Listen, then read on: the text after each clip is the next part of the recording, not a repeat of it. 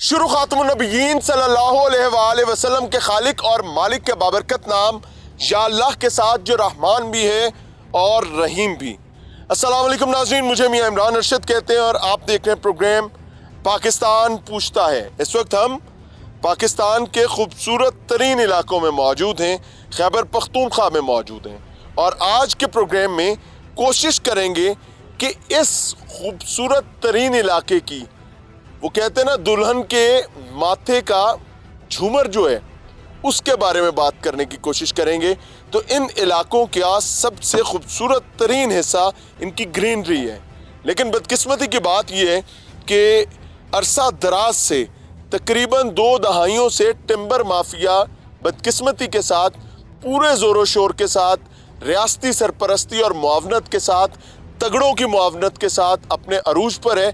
और जब मैं इन इलाकों में आया तो मुझे यहाँ आकर पता चला कि यहाँ का खूबसूरत तरीन जेवर जो है उसको काटा जाता है और वो दरख्त जिनको तैयार होने में 300 साल लग जाते हैं, वो एक आरा चलाने के नतीजे में गिरा दिए जाते हैं और उसके बाद वो शहरों में कभी जलाने के काम आते हैं, कभी मुख्तलिफ चीज़ें बनाने के काम आ जाते हैं। और नतीजा ये निकलता है कि एबटाबाद जैसा शहर जो है वो भी इस वक्त टेम्परेचर की शिद्दत में है। यानी एबटाबाद वो इलाका जिसको हम ये समझते थे कि ठंडा इलाका है, वो भी अब मज़ीद ठंडा नहीं रहा है। ठंडियानी के मकाम पर मौजूद हैं, यहाँ पे भी चीज़ें दिखाएंगे और आज के शो में खैबर पख्तूनख्वा के मुख्तलिफ इलाकों में टिम्बर माफिया की कारस्तानियाँ आपके सामने रख रहे हैं। लेकिन रिक्वेस्ट करूँगा केपी के गवर्नमेंट से कि भाइयों, आप ही वो लोग हैं जिन्होंने बिलियन ट्री सुनामी की बात की थी। पहले मिलियन ट्री, फिर बिलियन ट्री, पता नहीं अब आगे ट्रिलियन ट्री की बात आ जाएगी।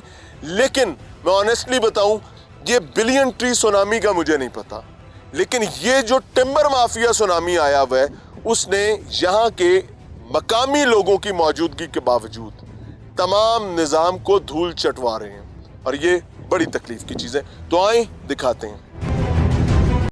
अच्छा जी, ये जिस दरख्त के साथ में खड़ा हुआ हूँ, ये 1 दिन, 2 दिन, 5 दिन या 5 साल, 10 सालों में तैयार नहीं हुआ था।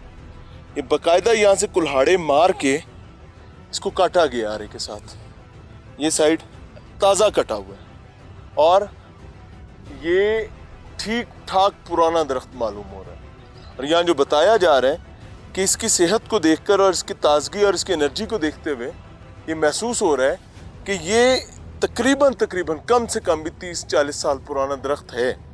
लेकिन दिस इज़ नो मोर, ये अब नहीं है, था। क्यों? क्योंकि टिम्बर माफिया और मकामी मामलात से बढ़ के सरपरस्ती के मामलात के साथ ये लकड़ी यहाँ से जा रही है और हज़ारों दरख्त जो हैं वो अपनी जान गंवा चुके हैं।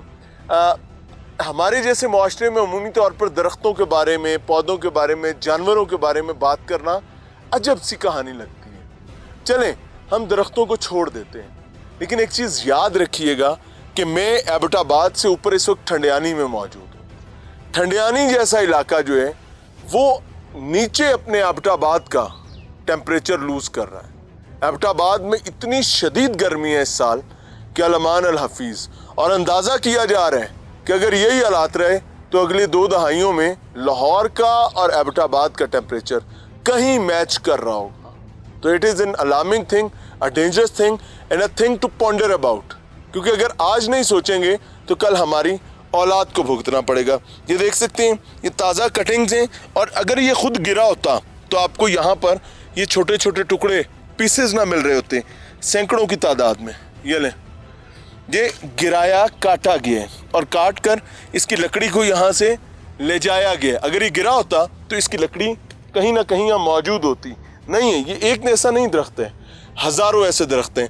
अगर कानूनी बात की जाए तो कानूनी अमर ये है, कानूनी मामला ये है, क्योंकि ये कदीमी जंगलात हैं, तो इन कदीमी जंगलात में गिरने वाले जो दरख्त हैं, गिरने वाले दरख्तों को भी यहाँ से निकाल कर नहीं ले जाया जा सकता, क्योंकि इनके अंदर अपने इनके कुछ बैक्टीरियाज, कुछ हशरातुल अर्ज़ होते हैं जो इन जंगलात की खुराक होते हैं, एनर्जी होते हैं। लेकिन हमारे यहाँ शायद इन चीज़ों का ख्याल नहीं रखा जाता।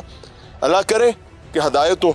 आगे चल रहे हैं, आपको दिखाते हैं। अच्छा नाज़रीन, ये टिम्बर माफिया की कारस्तानी जो है ये पूरी एक मैकेनिज्म के साथ चलाई जाती। करते क्या है कि जो दरख्त काटा जाता है फिर उसको ऐसा फील करवाने के लिए इसको काटा नहीं गया, ये तो कोई पुराना दरख्त था, क्या किया जाता है, बाकायदा आग लगाई जाती है।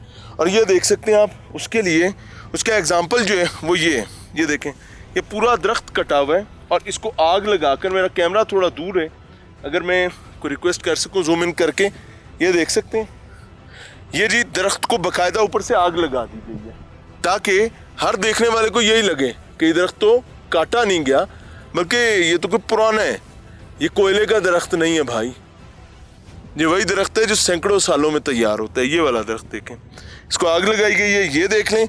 अब मैं आपको दिखाता हूँ आग लगाई कैसे जाती है। आए जी, ये भी दिखा देता हूँ। हम इस वक्त नीचे जंगल में मौजूद हैं ठंडियानी के, ये देख सकते हैं। आगे लाओ यार, आगे लाएं। ये आग लगाई गई है और आग को कहाँ जलाई गई, ये देखें, ये भी आग लगाई हुई है। यहाँ पर विजिटर्स और स्याह नहीं आते क्योंकि जंगल का दामन अंदर बन रहा है। और आगे दिखाता हूँ जी, ये देखें जी, ये बाकायदा बड़ी आग जलाने के लिए जैसे यहाँ पर किसी ने खाना पकाया हुआ है। वाह, जस्ट वाह। ये लें, ये लकड़ियाँ जलाई जाती हैं और उसके बाद एक के बाद दूसरे दरख्त की, वो जो पंजाबी में कहते हैं ना, मुड़ियाँ जो नीचे रह जाती हैं, उनको आग लगाई जाती है ताकि सबको ऐसे ही लगे। वो सामने दिखाते हैं, अभी कुछ आगे लगना बाकी है। और ये देखें, ये इधर लाओ यार, अगर दरख्त गिरे तो ये इस किस्म के निशानात और इस किस्म की बाकियात नहीं होती। आगे लाएं, कितना शार्प एक्स का निशान है, कुल्हाड़े का कितना शार्प निशान है। सो हमें नज़र आ रहा है पहली दफ़ा यहाँ आकर, तो महकमा जंगलात न जाने नाबीना है क्या मामला है, उनको क्यों नहीं नज़र आ रहा, या वो पंजाबी की मिसाल कुत्ती चोराना रली हुई है, न जाने क्या है। वो देखें जी, वो दरख्त भी किसी चोर ने चुरा लिया हुआ है। ये देखें, ये दरख्त, अरे वाह, घुमाएं जी घुमाएं, यहाँ तो पार्टी पूरी रेडी है। इन्ना लिल्लाहि व इन्ना इलैहि राजिऊन। ये वो दरख्त हैं जो मेरे ख्याल से मेरे और आपके दादा से भी पुराने होंगे, लेकिन ये बदबख्त पोते जो हैं वो उजाड़ रहे हैं। क्यों?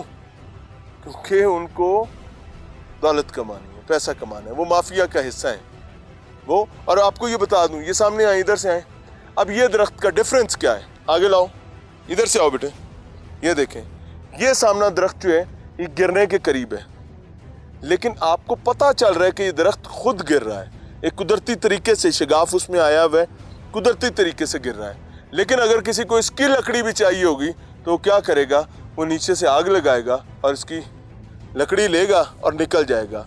और नीचे तमाम चेक पोस्ट हैं, नीचे तमाम चेक पोस्ट हैं। फाइनली जी अरुण तनोली साहब हमारे साथ मौजूद हैं। अस्सलाम वालेकुम सर, क्या हाल है? सलाम जी, सेहत अच्छी है? अल्लाह के एहसान है। आप नुमाइंदा हैं नियो टीवी के और माशाल्लाह बहुत अच्छा काम कर रहे हैं और इतने खूबसूरत मकाम पर इस वक्त हम मौजूद हैं, लेकिन बदबख्ती शदीद है। ये क्या है? असल में ये जितना भी है सरकारी सरपरस्ती में ये जितना काम भी है हो रहा है। इस वक्त अगर बात की जाए सूबा खैबर पख्तूनख्वा के जितने जंगलात हैं वो गाजर मूली की तरह कट रहे हैं। ख़ासकर हमारे जो हज़ारा के सियाती मकामात हैं जिसमें नथिया गली है, ठंडियानी है, यूबिया है, खानसपुर है और उसके साथ आगे जैसे चले जाए मानसेरा तक, तमाम जंगल जो हैं वो गाजर मूली की तरह काटे जा रहे हैं। उसमें सूबाई महकमा जंगलात ने एक हुक्मनामा जारी किया है कि जो दरख्त जो नाकारा हो चुके हैं, जो ख़ुद इस इस्तेमाल के काबिल नहीं है या सरसब्ज नहीं है, उनको काटना है। बदकिस्मती से वो दरख्त तो रहे इलादा, सरसब्ज व शादाब दरख्त, एक दरख्त को तनावर बनने में 100 साल लगते हैं। ठीक है। और इससे जो माहौलियात के ऊपर असर अंदाज हो रहा है वो बहुत ज़्यादा। इस वक्त आप देख रहे हैं टेम्परेचर कितना ज़्यादा है, वो किस वजह से है कि ये मैं तो नीचे बेटा बहुत देखकर हैरान हो गया हूँ, इतनी शदीद गर्मी। बिल्कुल, गर्मी की मेन वजह भी यही है कि ये जो दरख्त हमारे काटे जा रहे हैं। पाकिस्तान तहरीक इंसाफ की सूबाई हुकूमत पिछली 2 दहाइयों से ये चल रही है, ये तीसरा टेनओवर इनका है।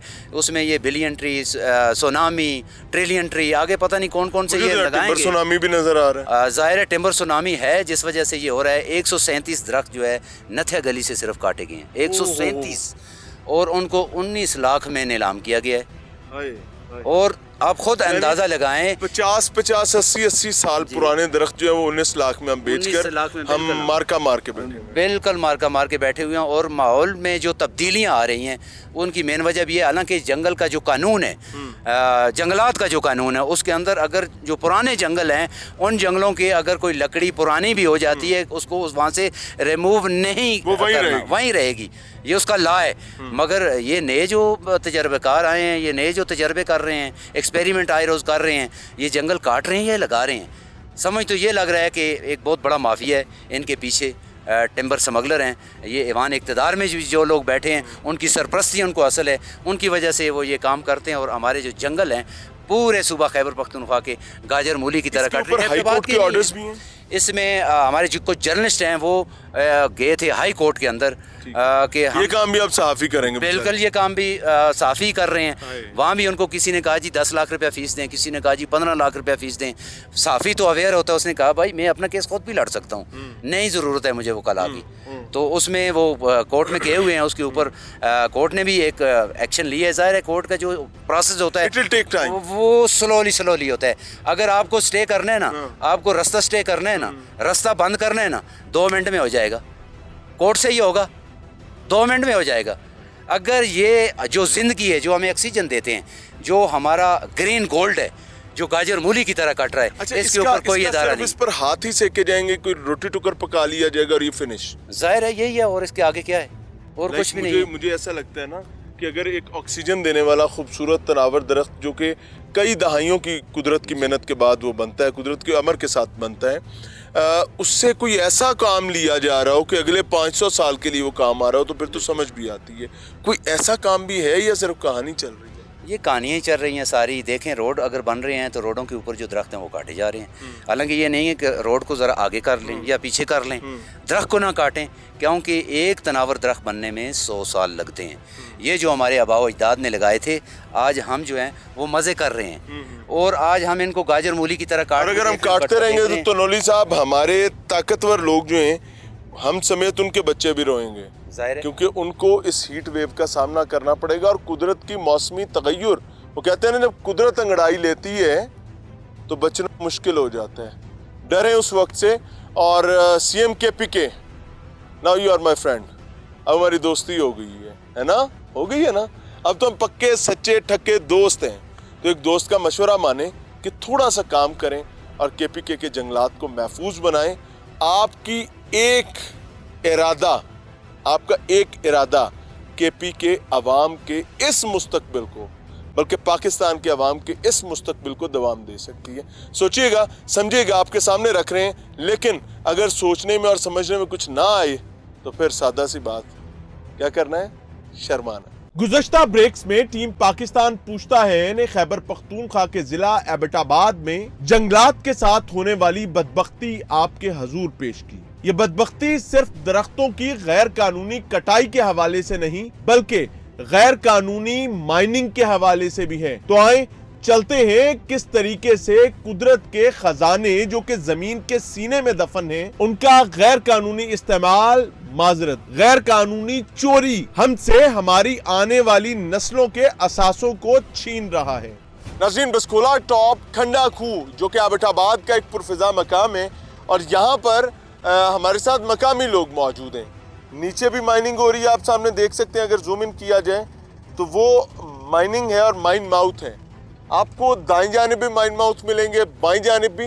लेकिन यहाँ अजाब और अजियत एक बहुत बड़ी है कि इलीगल माइनिंग की वजह से जिस वक्त माइन माउथ खोला जाता है और उसके बाद नीचे जाया जाता है, तो गवर्नमेंट को यहाँ पर इल्ज़ाम ये लगाया जाता है कि इन मामलात के बाद माइन को किसी भी तरफ मूव कर लिया जाता है, और उसका नतीजा ये निकलता है कि एक तो वो जगह का जो मालिक है उसका रेवेन्यू डिस्टर्ब होता है, और दूसरी जानिब चोरी इतनी ज़्यादा है कि स्टेट को भी कुछ नहीं मिलता। अस्सलाम वालेकुम भाई, क्या नाम है आपका? कैसर खान। कैसर भाई, आप यहाँ के मकामी हैं? जी जी। आपकी ज़मीन पर भी माइनिंग हो रही है? जी बिल्कुल। सोपस्टोन की? जी बिल्कुल। अरे ये तो दुनिया की कमाल तरीन वाइट गोल्ड है जो आपके ज़मीन से निकल आया, माशाल्लाह। वो कहते हैं ना कि किसी की ज़मीन से तेल निकल आए तो वो तो अरबपति हो जाता है।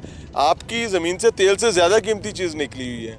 बिल्कुल। आपके क्या हालात हैं? अभी तक तो वैसे हम मुल्क खरीद चुके होते जिस तरह ये निकल रहा है, हाँ। लेकिन बस कोई निज़ाम ऐसा है, हुकूमत ऐसी है या फिर गवर्नमेंट ऐसी है या फिर हम लोग खुद ही ऐसे हैं तो इतना महंगा और इतना कीमती पत्थर यहाँ से निकल रहा है, उसके बावजूद हमारे मुकीम हालात जो है ना लोगों के वो बिल्कुल भी चेंज नहीं हुए। ये सोपस्टोन इस्तेमाल कहाँ कहाँ होता है, पहले तफसील से ये बताएं। काफ़ी सारी जगह पे इस्तेमाल होता है, जितना भी इंडस्ट्रियल एरिया है, ये जो कॉस्मेटिक्स आइटम हैं और ये बाकी भी काफ़ी सारी पेपर की मैन्युफैक्चरिंग, मैन्युफैक्चरिंग रिफाइनरी में, वगैरह हर चीज़ में। टाल्कम पाउडर में मुझे पता चला ये टाल्कम पाउडर ही होता है, सिर्फ परफ्यूम डालता है। बिल्कुल ऐसी है, बिल्कुल ठीक हो गया। तो आपके साथ यहाँ पर बड़े शिकवे शिकायत और परेशानी क्या है खैबर पख्तूनख्वा गवर्नमेंट और ख़ास तौर पर जो माइंस एंड मिनरल्स डिपार्टमेंट है उसकी तरफ? देखिए, सबसे पहले मेरा पॉइंट नंबर 1 ये है कि यहाँ पे एक बंदे की अगर 4 मरला ज़मीन है या 4 सरसाई है, 4 कनाल है, जो भी ज़मीन उस बंदे की मलकियत है, लैंड ओनर है, उसके पास उसकी अपनी लीज़ होनी चाहिए।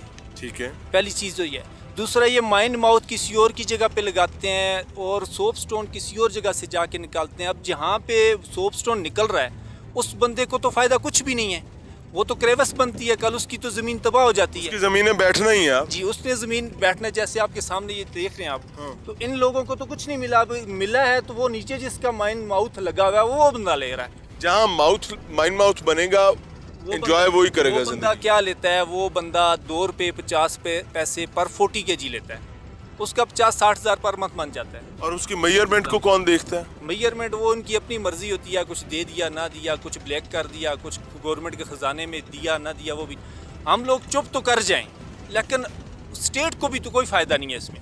अच्छा, मैं ये आपकी बड़ी जायज़ बात है कि ये चोरी हो रहा है सारा। उसकी वजह ये है कि मुझे यहाँ कहीं कोई ऐसी चौकी नहीं मिली, माइंस एंड मिनरल्स डिपार्टमेंट का कोई नुमाइंदा नहीं मिला। ट्रकों के ट्रक जा रहे हैं नीचे यहाँ पे सोप स्टोन लेकर, लेकिन उनकी कोई कैलकुलेशन नहीं है, उनकी कोई पैमाइश नहीं है, कोई उनको तोलने वाला नहीं है कि भाई कितना निकाला है। ये ठेकेदार ही बता देगा कि जनाब हमने इस दफ़ा इतना निकला और इस दफ़ा निकला ही नहीं है। कोई वो तो कोई इनका ऑडिट नहीं है, कोई कुछ चीज़ नहीं होती इनकी। और यहाँ पे सबसे मेन मसला ये आ जाता है कि ये ब्लैक कर जाते हैं, ना तो लीज होल्डर को कोई फ़ायदा होता है, ना तो स्टेट को कोई फ़ायदा होता है, और ये लोग पैसे बैंकों में भी नहीं रखते। अच्छा, ये बोरों के बोरे भर के अपने अपने जैसे ये ज़मीनों के अंदर जाके छुपा रहे होते हैं। पक्की बात है? पक्की बात है जी, 100% बात है। आज है मेरे साथ जो भी रेवेन्यू के लिए आता है, मैं खुद इनको लेके चलता हूँ जिधर जिधर से पैसा निकल रहा है। अभी हम जा सकते हैं? जी, माइन के नीचे तो जा सकते हैं, बाकी सिक्योरिटी सख्त होती है। सिक्योरिटी सख्त होती है यार। मैं आपको एक बात बताऊं, केपी गवर्नमेंट और ख़ासतौर पर माइंस एंड मिनरल्स डिपार्टमेंट, यार ये सोना है जो पूरी दुनिया में, पूरे पाकिस्तान का खूबसूरत तरीन कीमती माइंस एंड मिनरल्स के तौर पर जा रहा है, लेकिन ज़ाती कैपेसिटी में अगर पाकिस्तान की बात की जाए तो भाई ठेंगा है। तो जब ये ठेंगा आ रहा है और आपके सरकारी मुलाजमीन चोपड़ियाँ ते नाले दो तो भाई ये तो शर्मिंदगी की बात है। आगे चल रहे हैं, आपको दिखा रहे हैं। अभी मुझे भाई ने बताया कि यहाँ पर ज़मीनों के बड़े मसाइल ख़राब हो गए हैं। अस्सलाम वालेकुम चाचा, क्या हाल है? ठीक है। यहाँ खेती बाड़ी किया करते थे? ठीक है, हाँ जी। हाँ जी। अभी क्या हालात हैं? अभी कुछ भी नहीं है, बस तो ना कोई ज़मीन का किराया देते हैं ना और कुछ। उनके साथ झगड़ा करते हैं तो रिपोर्ट करके थाने में डाल देते हैं। अच्छा जी। हाँ, बस तो इधर ज़मीन बैठने का मसला भी है? बैठने का मसले की वजह से हमने उनसे बात की है कि यार को हमको किराया दो, ज़मीन बैठ गई। तो कॉन्ट्रैक्ट नहीं करते पहले? नहीं क्यों लाला कॉन्ट्रैक्ट नहीं करते? कॉन्ट्रैक्ट ऐसा कोई भी नहीं है जी, अपनी मनमानी करते हैं। तो जब भी इनके साथ कोई ऐसी बात करें तो रोकने के लिए आए तो उसके साथ ही ये पुलिस पर रिपोर्ट करके उसको थाने में लगा देते हैं, केस बना देते हैं। नोट चलता नहीं चलता? नोट उधर चलता है। क्या कह रहे हैं आगे हैं? कायदे आज़म तो बानी पाकिस्तान है यार, वो तो कमाल आदमी है। उनकी तस्वीर जो है ना पूरे मुल्क में चलती है। खास ही मतलब है, कायदे आज़म बाबा को तो नहीं दे सकते, हमारी कोई भी नहीं सुनता। राजून आगे चल रहे हैं, आपको दिखा रहे हैं। और ये सोप स्टोन की माइनिंग के हवाले से बात की जा रही है। यही झगड़ा लगा हुआ है ना कि मैंने बोला है कि मैं रास्ते को बंद करूंगा। आपकी ज़मीन अंदर आई है? हाँ, ज़मीन ये बैठ गई है ना। दिखाएं जरा, आए चले वहाँ पे। चाचा की ज़मीन पर जा रहे हैं जी, और वो कहते हैं ये बेटियों की तरह होती हैं। ऐसे ही है चाचा? बिल्कुल होते तो वैसे। चले बाहर आए देखते हैं। यार ये कितने अच्छे प्लॉट बने हुए हैं। ये पूरी जमीन जी बात है। ये सारी जमीन ऐसी थी? जी सर, ये अभी बैठ नीचे हो गई है, जो हमारी जमीन है जो अच्छा, वो बैठ के नीचे हो गई है, ये सारी जमीन इस लेवल पे थी ये इस लेवल पे। और ये बैठ गई है क्योंकि नीचे माइंस हैं, वो बैठी हैं। ये अच्छा, नीचे जो लोग जा रहे हैं उनकी हिफाजत का भी कोई मामला होता है कि अंदर ही? वो ठेकेदार का मसला है, हमको हाँ? उनका भी कोई इतना बड़ा वो नहीं हो। यहाँ पर कोई वो भी जाती हैं तो बेसिकली ये लोग छुपा लेते हैं और कुछ उनके ख़ानदान को 1,00,000-1,50,000 रुपया दे के चुप करा जाता है। बाकी उनको कोई मंथली दे देते हैं कि भाई ये 10,000 है, 20,000 है, ये आप अपना निज़ाम चलाएं। बाकी और तो कोई गवर्नमेंट जॉब तो यहाँ पे होती नहीं है। किसी मसले पे कोई चीज़, कोई ओल्ड एज बेनिफिट्स नहीं है, कोई हकूक़ किसी की नहीं। मेरे वाले साहब खुद ड्यूटी करते रहे यहाँ पे, उनकी आज तक ना कोई पेंशन लगी है। आपकी हुकूमत का है, केपी हुकूमत का? केपी हुकूमत को तो ये पहली चीज़ सोचनी चाहिए कि सोर्स ऑफ इनकम है हमारे लिए ये। हाँ। तो यहाँ पे तो सब चुप हैं। आपने ये कुछ लोग- शिकायत की माइंस एंड मिनरल्स डिपार्टमेंट को कि ये एक्सटेंसिव माइनिंग कर रहे हैं? इतनी एप्लीकेशन दे चुके हैं, सब कुछ, कोई सुनने वाला नहीं होता हमारा। जी, क्या कह रहे हैं आप? मैंने एप्लीकेशन 2018 से लेके आज तक 2022 तक 23 तक दी है। आपकी जमीन में भी है? जी बिल्कुल, हमारी ज़मीन तो बहुत बर्बाद करे, हमारा सुकून घरों के साथ मायने लगाए हुए हैं। तो अच्छा, घर के बाद साथ तो माइन लग ही नहीं सकती? 300 फुट तकरीबन दूर है इनकी माइन, एक बहुत करीब है, दिन रात उस पर मशीनरी चलती है। असूल ये है कि 300 गज दूर होनी चाहिए माइन रेजिडेंशियल एरिया से, वाटर सप्लाई से। अगर कोई आबशार आ रही है तो आप उसके 300 गज में माइनिंग नहीं कर सकते कि आप वो आबशार नहीं तबाह कर देंगे। महकमा यहाँ तक कि कब्रिस्तान के 300 गज में नहीं कर सकते। ये 100 फुट पे तकरीबन कर रहे हैं, साथ कब्रिस्तान है हमारा। अच्छा, तो महकमा आपके घर से कितनी दूर है? तकरीबन 300 फुट होगी। और 300 फुट तो कम है, 300 गज होना चाहिए। वह महकमा मदनियात डिपार्टमेंट उनके साथ मिला हुआ है। अच्छा, कोई तो जब ये ब्लास्टिंग वगैरह करते हैं तो फिर पता चलता है? धमक लगती है, बल्कि मकानों में दरारें आई हुई हैं। अभी हमने नए मकान बनाए तो उनमें दरारें आई हुई मुकम्मल। यानी हर चीज़ में ही दो नंबरी है। नाज़रीन, प्रोग्राम में एक बार फिर से खुशामदीद। खंडा खूह बस्कोला टॉप पर हम मौजूद हैं और यहाँ पर जो माइनिंग चल रही है इस टाइम पे वो बेसिकली सोप स्टोन की माइनिंग है। सोप स्टोन एक कीमती तरीन मिनरल है और यहाँ पर लाइसेंसिंग जो है वो सिर्फ सोप स्टोन की है। लेकिन इतलात ये है कि हर चीज़ ही जा रही है और उसके एवज़ ये चल रहा है। आप मेरे दाएं देखें, ये खंडरात बन गई, ज़रूरी ज़मीनें थी। मेरे बाएं देखें, ये खंडरात बन गए। इस हाइट पर ये तमाम ज़मीनें थीं जो तकरीबन वहाँ पर कोई 12-15 फीट और यहाँ पर 25-30 फीट नीचे जा चुकी हैं। क्यों? क्योंकि जब इनसिक्योर माइन बनाई जाती है, उसकी प्रॉपर आर्चिंग नहीं की जाती और उसको महफूज नहीं बनाया जाता और हर चीज़ निकालने की लालच की जाती है, उसके नतीजे में यहाँ के मकीनों की ज़रूरी ज़मीनें बर्बाद हो गई हैं। और वो at the end of the day वो क्या कहते हैं, पहाड़ खोदा पहाड़ निकला चूहा, वो भी मरा हुआ। अस्सलाम वालेकुम सर। वालेकुम अस्सलाम। क्या हाल खैर, है? अल्लाह का हारून शुक्र। भाई सेहत अच्छी है? अल्लाह के एहसान है, अल्लाह के हारून एहसान है। भाई, ये गोल्ड है, वाइट गोल्ड, जी। लेकिन क्या लोगों के साथ यहाँ क्या सलूक चल रहा है भाई? यार जी, ये बदकिस्मती है हमारी। सूबा खैबर पख्तूनख्वा की मैं पूरे की बात करूँगा और बिलखसूस इस इलाके की जिस जगह हम खड़े हैं इसको कहते हैं बसखोला। यूनियन काउंसिल पेंट करगुकान का ये इलाका है। बसखोला इस जगह का नाम है। खंडा खूह और कंदाल जो है इसकी दाखिली है। ठीक है। वो भी गांव है, बहुत बड़ी आबादी है।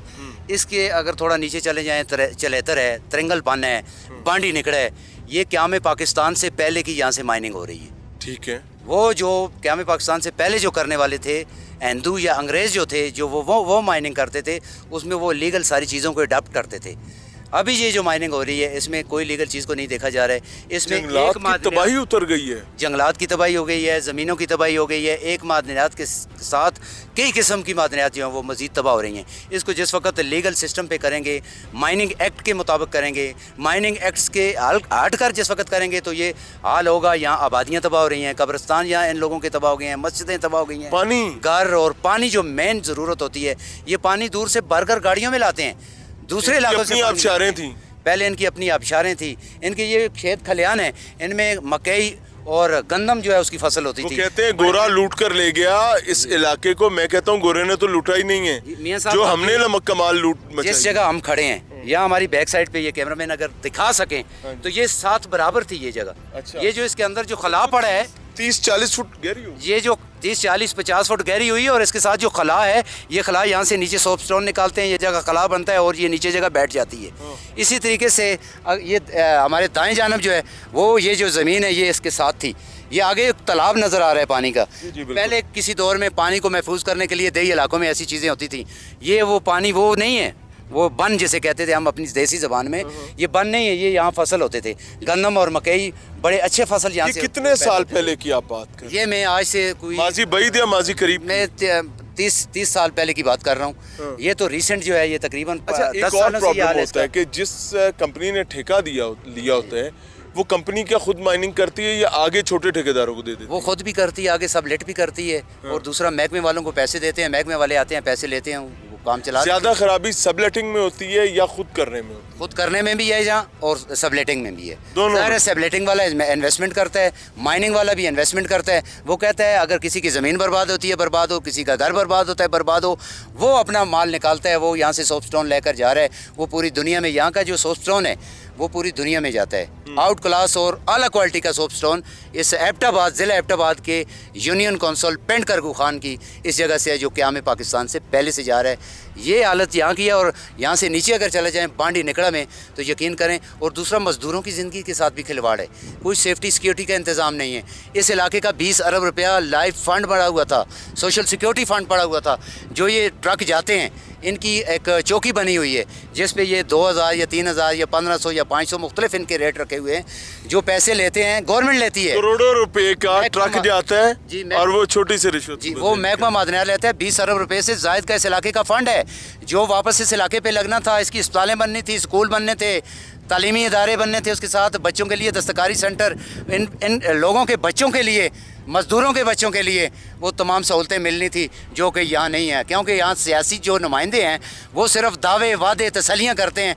और दूसरी एक और आम बात है मियाँ साहब, आपके इस प्रोग्राम के तवस्सुत से मैं कहूँगा, अगर ये लोग मकामी कोई किसी के ख़िलाफ़ DC ऑफिस या SC ऑफिस या मादनियात को शिकायत करता है, वो 3 दिन थाने में बगैर आपसे विजा में बंद होता है। तो मकामी लोग सोए होते हैं। वो मकामी कहाँ ज़ाहिर है, वो सरमाएदार है, एक ठेकेदार जो है अरबोंपति है। वो कल के जो पैदल प्लास्टिक के चप्पल पहने हुए, टूटे हुए चप्पल पहने हुए इस इलाके में फिरते थे, आज वो ऐसी लग्जरी गाड़ियों में आप और मैं देखें हैरान रह जाएं। लोगों को लूट कर, गरीबों को लूट कर उन्होंने ये माल हड़प किया है। अब इन गरीब लोगों की ज़िंदगियाँ जो है जीरन कर दी हैं, रात को सो नहीं सकते।